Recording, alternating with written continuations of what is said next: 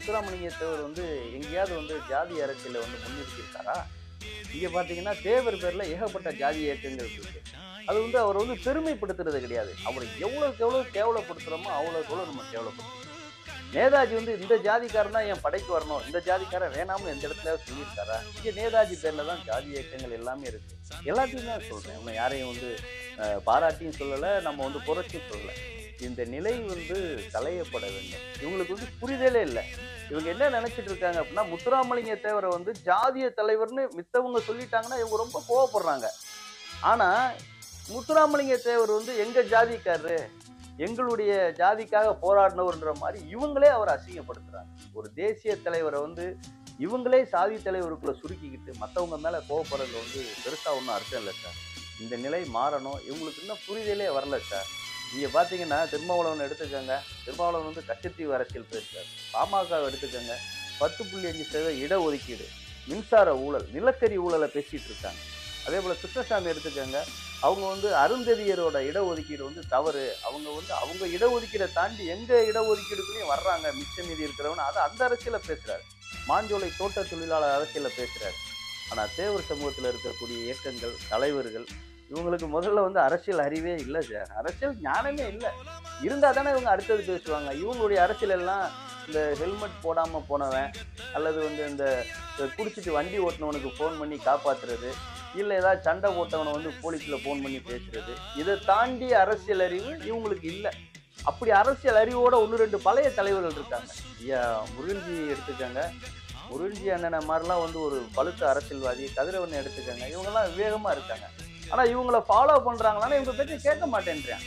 அப்ப எப்படி இவங்க வந்து ஊக்கு மேல வருவான்? நாங்க எத்தனையோ தடவை சொல்லிட்டோம். புரிஞ்சுக்கங்க. சில விஷயங்கள்ல வந்து புரிதல் இல்லாம பண்ணாதீங்க. தேவர் என்ன சொல்லியிருக்காரு? தேவர் எங்கேயாவது சாதி அரசியலை முன்னெடுத்திருக்காரான்னா கேட்க மாட்டேன்றான். வாதத்துக்கு மட்டும் என்ன சொல்றான்? தேவர் வந்து தலித்துகளுக்கு சொத்தை கொடுத்துட்டாரு, ஆலய பிரவேசம் பண்ணிட்டாருன்ற. குளத்தூர் இளைஞர்கள் தான் அதிகமான குற்ற செயல்கள்ல ஈடுபடுறாங்கன்ற மாதிரியான ஒரு புள்ளிவிவரங்கள் சொல்றாங்க. இப்ப நீங்க ஒரு வழக்கறிஞரும் கூட. அது உண்மையா? அப்படி ஒரு புள்ளி விவரம் இல்ல இல்ல சார் இல்ல.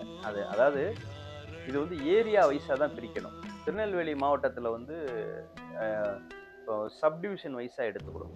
நாங்குநேரி சப்டிவிஷன் இருக்கு. ஒவ்வொரு சப்டிவிஷன்லயும் 5 போலீஸ் ஸ்டேஷன் வச்சுக்கேன். சேரன் மகாதேவி சப்டிவிஷன் இருக்கு.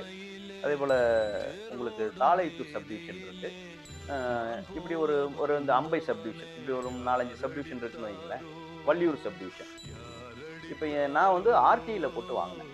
ஆர்டிஐல போட்டு வாங்கும்போது தேவர் சமூகத்தினர் அதிகமா எங்கெல்லாம் இருக்கானோ அங்கெல்லாம் எத்தனை பேர் வந்து கேஸ்ல மாட்டியிருக்கான், எத்தனை பேர் மேல வந்து 110 போட்டிருக்காங்க, ஸ்கெட்சஸ், ஹிஸ்டரி ஷீட்டர், அந்த வரலாற்று குற்ற பதிவாளர் சொல்லுவாங்க. அந்த ஹிஸ்டரி ஷீட்டர் வந்து எத்தனை பேர் இருக்கான், குற்றப்பதிவேட்டில் எத்தனை பேரை ஏற்றிருக்காங்க அப்படின்னு சொல்லி நான் வந்து ஒரு ஆராய்ச்சி பண்ணேன்.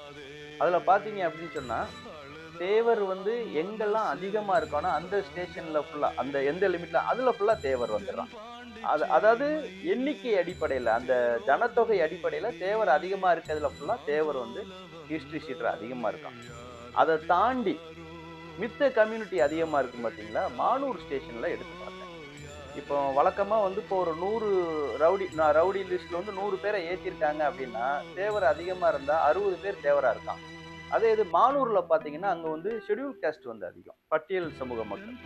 அங்க பாத்தீங்கன்னா அங்க 70% பேர் வந்து பட்டியல் சமூக மக்கள் தான் அதுல குற்றவாளியா இருக்கான். 30% தான் தேவர் இருக்கான். ஆக இது வந்து எண்ணிக்கையை சார்ந்து அது மாறுபடுது சார். எல்லா தேவரும் குற்றவாளி இல்ல. இவங்க என்ன பண்றாங்கன்னா போலீஸ் அங்கிருந்து அவங்கள ஐபிஎஸ்ஓ இல்ல குரூப் 1 ஆபீசரையோ இவங்க எஸ்பியாவோ இல்ல அதிகாரியா போடும்போது அவங்கள ட்வீட் பண்றாங்க. இது கண்ணப்பன் சார் காலத்துல இருந்து இதுதான். தேவர்னாலே குற்றவாளி, தேவரை ஒடுக்கிட்டா எல்லண்டோ இஷ்யூ உனக்கு குறைஞ்சிரும் அப்படின்னு சொல்லி அனுப்பிடுறாங்க. இப்போ இவங்க என்ன பண்றாங்கன்னா மற்றவங்க மேல அந்த சட்டத்தை வந்து அவங்க பாய்ச்சும் போது காட்டுற வேகத்தை தேவர் மேல பாய்ச்சும் போது அதிகமா காட்டுறாங்க.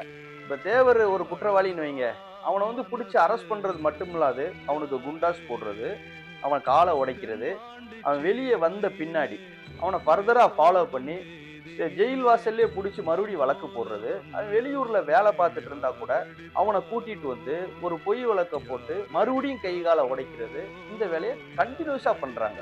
2 நாளைக்கு முன்னாடி கூட ஒரு பையனை வந்து பழைய வழக்குல சம்மந்தப்பட்டவன் கோயம்புத்தூர்ல வேலை பார்க்குறான். அவனை கூட்டிட்டு வந்து காலை உடைச்சு ரிமாண்ட் பண்றாங்க. ரிமாண்ட் கூட பண்ணட்டும், சட்ட ஒழுங்கை காப்பாத்துறதுக்கு அது பண்ணேன்னு சொல்லட்டும். அவன் மேல வழக்கு இப்ப கிடையாது. அவனை கூட்டு வந்து பொய் வழக்கு போடுறதே தவிர அவன் காலை ஏன் உடைக்கணும், காலை ஏன் ஊனப்படுத்தணும்? அப்ப போலீஸ் வந்து திட்டமிட்டு இந்த செயலை செய்யறாங்க. முக்குளத்தோர் மக்களை வந்து மற்ற சமூகங்களுக்கு எதிராக மிகப்பெரிய குற்றவாளியா இவங்க கொண்டுட்டு போயிட்டு இருக்காங்க. சொல்லிட்டோம், புரிஞ்சுக்கங்க. சில விஷயங்கள்ல வந்து புரிதல் இல்லாம பண்ணாதீங்க. தேவர் என்ன சொல்லியிருக்காரு, தேவர் எங்கேயாவது சாதி அரசியலை முன்னெடுத்துட்டாரான்னா கேட்க மாட்டேன்றான்.